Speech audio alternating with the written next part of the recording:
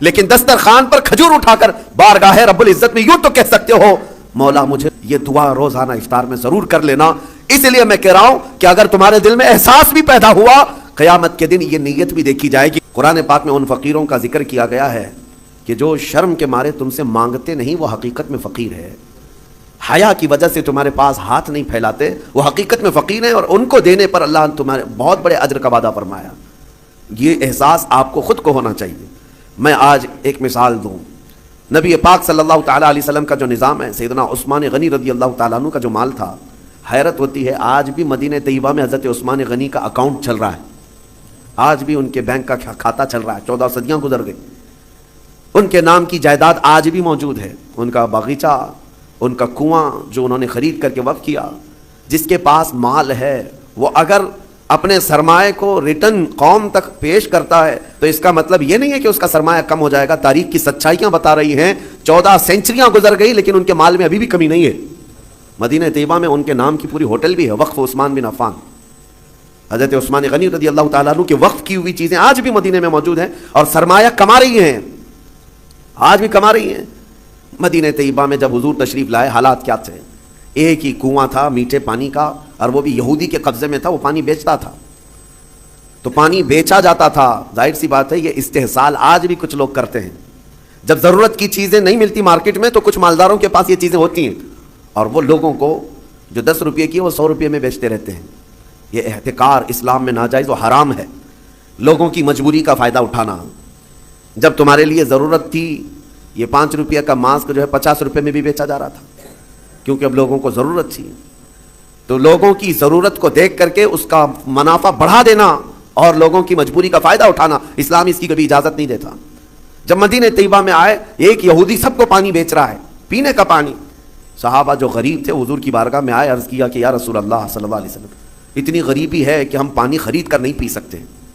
حضور اکرم صلی اللہ تعالیٰ علیہ وسلم نے اعلان فرمایا, کوئی ہے ہم میں سے جو اس کنویں کو خرید کر کے اللہ کی رضا کے لیے وقف کرے اور مسلمانوں کو پانی پہنچائے, اس کے لیے اللہ تعالیٰ جنت کی پوری نہر عطا فرمائے. حضرت عثمان غنی کھڑے ہوئے, مال والے تھے, پیسے تھے. کہا کہ یا رسول اللہ صلی اللہ علیہ وسلم مجھے اجازت دیں, میں یہ سودا کرتا ہوں. گئے, لیکن ماننا بھی تو چاہیے. جو مالک ہے کنویں کا اس کے پاس آیا, یہودی تھا. اس سے کہا تو یہ کنواں مجھے بیچ دے, اور ریٹ لگانا شروع کیا. کتنا جو تھا ہی نہیں اس وقت کا ریٹ.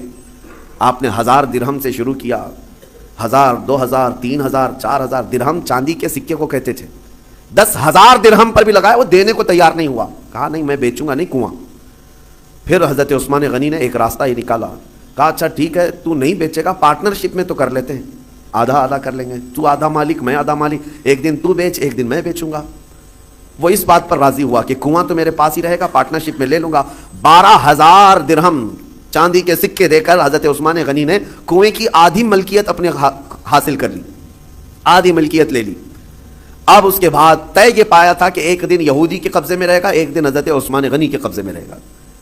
اس کے قبضے میں جب ہے وہ پانی بیچے, جب ان کے قبضے میں ہو تو یہ پانی بیچے. حضرت عثمان نے آدھا پارٹنرشپ میں لیا اور مدینے میں آ کر اعلان کر دیا جسے پانی چاہیے وہ میری باری کے دن مفت میں لے جائے. جس کو اپنے پانی کی ضرورت ہے. مدینے کے غربا, مساکین اور سب اہل مدینہ حضرت عثمان کی باری کا انتظار کرتے. جس دن ان کی باری ہوتی سب پانی لے لیتے, اور جب یہودی کی باری ہوتی وہ مکھیاں مارتا بیٹھتا. کون خریدتا؟ جب پانی مفت میں تقسیم ہو رہا ہو تو پیسے دے کر اس سے کون لیتا؟ تو اس نے جو سودا کیا تھا پھر وہ کہنے لگا کہ میں تو گھاٹے کا سودا کر لیا. عثمان چالاکی کر گیا, یہودی کہتا رہا, اور اس کے بعد کئی دن تک اس کے کنویں پر کوئی خریدار نہیں آتا.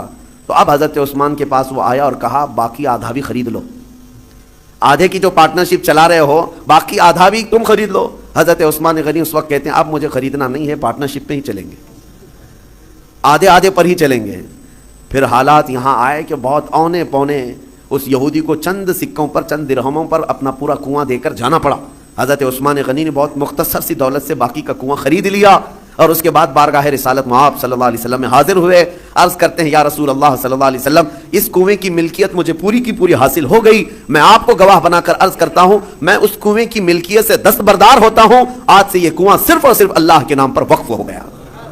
جسے پانی چاہیے وہ کنواں آج بھی 1400 سال کے بعد پانی دے رہا ہے, مدینے میں آج بھی موجود ہے. پورے مدینے کو پانی پلایا. مدینے والے جب تک رہے پانی پیتے رہے. پورے خلفائے راشدین کا دور گزرا, صحابہ تابعین کا دور گزرا, نہ جانے کتنے بادشاہوں کا دور گزرا, وہ کنواں اسی طرح موجود ہے. آج کے دور میں بھی جا کر کے دیکھیں, پورا ایک محلہ ہے بیر عثمان نام سے مدینے میں. بیر عثمان کا مطلب ہوتا ہے عثمان کا کنواں, پورے محلے کا نام ہے. یہ میں آپ کو یہ کہنا چاہتا ہوں, اللہ نے اگر آپ کے پاس کوئی چیز دولت عطا کی, نعمت عطا کی, اس کو اگر مخلوق کے خدا پر ریٹرن کرتے ہو, ختم نہیں ہوتا, مولا ہمیشہ کے لیے قائم فرما دیتا ہے. اور قرآن میں وَأَمَّا مَا يَنْفَعُ النَّاسَ فَيَمْكُثُ فِي الْأَرْضِ, جو لوگوں کو نفع دیتا ہے وہ زمین میں ہمیشہ برقرار رہتا ہے. لوگوں کو نفع دیتا ہے وہ زمین میں برقرار رہ جاتا ہے. آج کے اس ظالمانہ نظام کے خلاف میں بات کروں گا. اقوام متحدہ UN کی رپورٹ کے اعتبار سے, ابھی پچھلے سال کی بات کر رہا ہوں, 2022 میں تقریباً 53 کنٹریز ایسی ہیں جس میں 11.5 کروڑ لوگ صرف بھوک کی وجہ سے مرے ہیں. 11.5 کروڑ لوگ بھوک مری. یہ دنیا کا اتنا بڑا وہ ہے. میں پوچھنا چاہتا ہوں, یہ رپورٹ نکالنے والے وہ بڑا ادارہ ہے, وہ بڑا ادارہ ہے اقوام متحدہ UN, جن کے پاس بڑے بڑے کنٹریوں کے بادشاہ آ کر بیٹھتے ہیں میٹنگوں کے لیے. تو رپورٹ نکالنے والوں کو کیا یہ شرم نہیں آتی کہ افریقہ کے غریب بچوں کی تصویریں چھاپ دیتے ہو؟ عربوں کی سونے کی کرسی کو کبھی کیوں نہیں لا کر کے پوچھتے کہ تمہارا ایک لقمہ ان کی زندگی بناتا ہے؟ کیوں نہیں پوچھا جاتا؟ دنیا میں یہ نظام نہیں ہے. دنیا آج مالداری کے حصول میں اور کمپٹیشن میں اتنی آگے بڑھ رہی ہے, ہر کوئی مال میں کمپٹیشن کرنا چاہ رہا ہے. آج عربوں کی حالت بھی دیکھیں آپ جا کر, وہ اونچی بلڈنگیں بنانے میں ایک دوسرے کی دوڑ میں لگے ہوئے ہیں. کسی کو 150 منزلے کی بنانی ہے, کسی کو 200 منزلے کی بنانی ہے, اور ایسے ایسے پروجیکٹ پلان لوگوں کے درمیان متعارف کرانا چاہتے ہیں.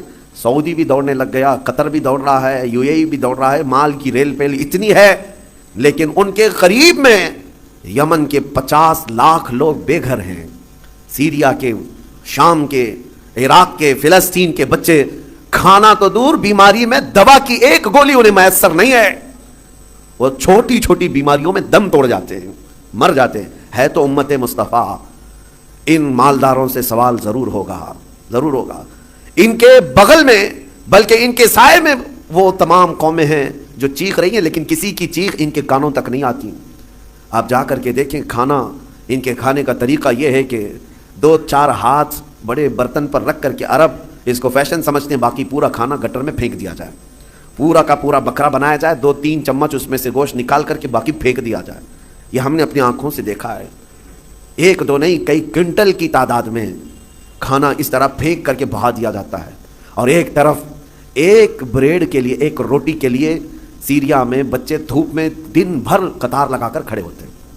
کوئی ریلیف بانٹنے والی تنظیم آتی ہے, اور جو لوگوں سے چندہ کر کے وہاں جا کر کے لوگوں کو خیرات کرنے والی کوئی تنظیم آتی ہے, ایک گاڑی آتی ہے تو بچے ایسے جھپٹ پڑتے ہیں جیسے چیل جھپٹتی. ہمارے ساتھ ہوا ہے.